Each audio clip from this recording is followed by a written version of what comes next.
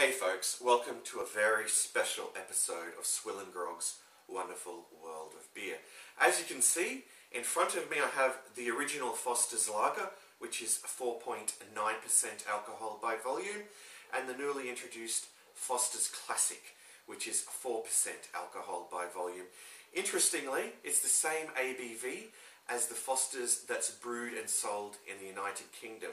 So how do they compare? Well, we're about to find out. But first, I must thank my good mate and fellow Aussie beer reviewer, Lawson, for sourcing both these cans. This one was extremely hard to find. Seems like it's only available in certain regions in Australia these days. But this one here is incredibly easy to source if you're in Australia, because it's in all your Dan Murphy stores. So this one here has all of a sudden become like widely available, and it's quite reasonably priced too. I think they're selling it at about $38 a carton, which is really good value in Australian terms. Alright, well yeah, this is going to be interesting, I think. So let's start with Foster's Classic. Oh, one other thing I might add is that yes, they are both brewed in Australia by Carlton United Breweries, a subsidiary of the Foster's Group, which are now owned by SAB Miller. Alright, so let's crack open this can of Foster's Classic. Alright, give it a nice crack there, and I'll pour it into what was once a nicely chilled Pilsner glass. Alright. So let's give this a good pour. Okay. Alright, so I'll put that down, and I'll place this in front, and we'll crack open the original Foster's Lager as well, and pour it out into this Pilsner glass, just so we can compare the appearance and the aroma. Then of course we'll get stuck into tasting it. Alright.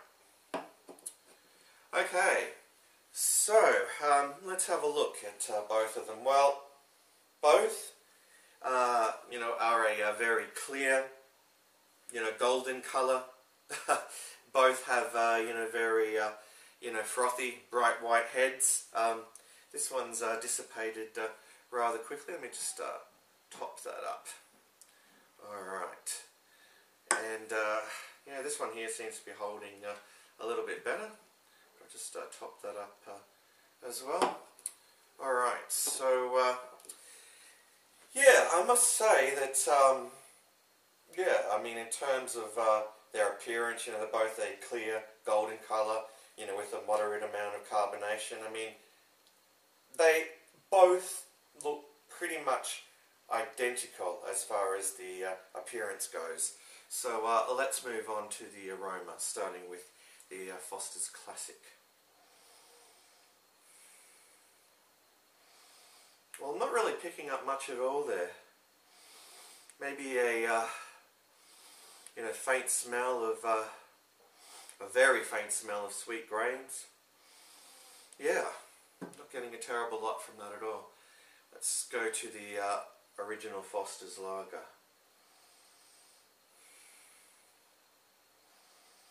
Okay, getting a little bit more from this one. Yeah, your typical, Australian, sugarcane adjunct lager. Yeah, picking up just a little bit of grassiness there. Yeah, you can certainly tell this one's got, Pride of Ringwood hops. Alright, well, anyway, let's just finish topping these ones up. Okay. Get out the remainder of the can here. Okay, now,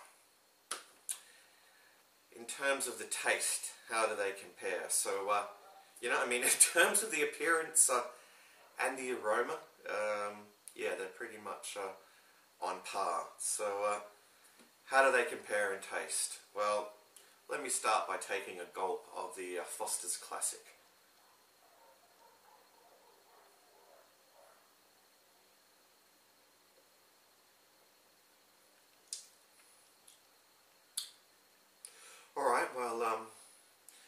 up front. You know, getting you know, those sweet grains. Yeah, there's a dry, sort of grassy finish there. I'm definitely picking up those Pride of Ringwood hops. Yeah, this is, you know, it's definitely an Aussie beer, a beer from, you know, the Cub stable. It's, yeah, it's definitely, you know, got that flavour about it. You know, that's, you know, comparable to Victoria Bitter or Carlton Draft. Yeah, but I guess in terms of its body, it's quite thin. Yeah, I would definitely say it's, you know, on the light side. But, yeah, I mean, in terms of its flavour, it's, you know, not at all offensive. Perhaps just a little bit bland. Alright, so let's move on to the original Foster's Lager.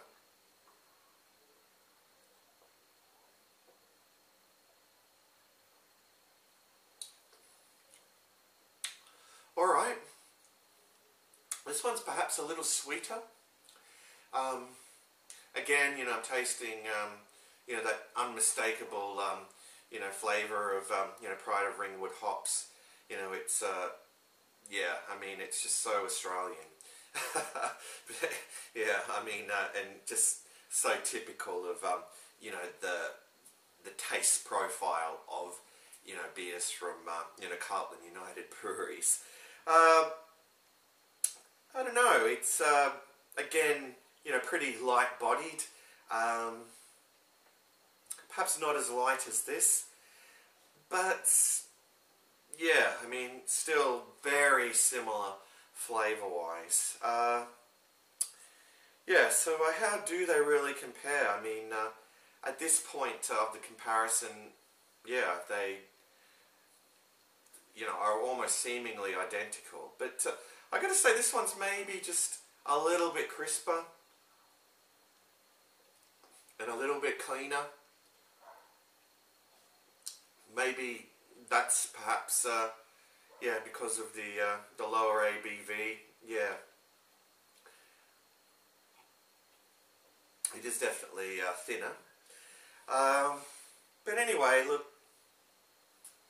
yeah, I mean, as far as both of them go, it's sort of a beer that doesn't, you know, appeal to me, you know, in any kind of way.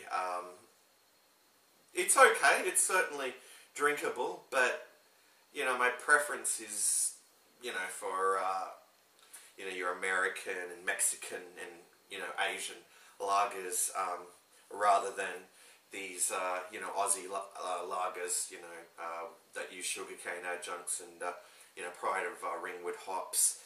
I mean, it's certainly, you know, something that, you know, if you were given at a party, you would, you know, enjoy, you know, on a hot day. I mean, they've definitely still got that refreshing quality. Yeah, I must say that, yeah, there's nothing wrong with, you know, Foster's, either this, you know, original version or the Foster's Classic.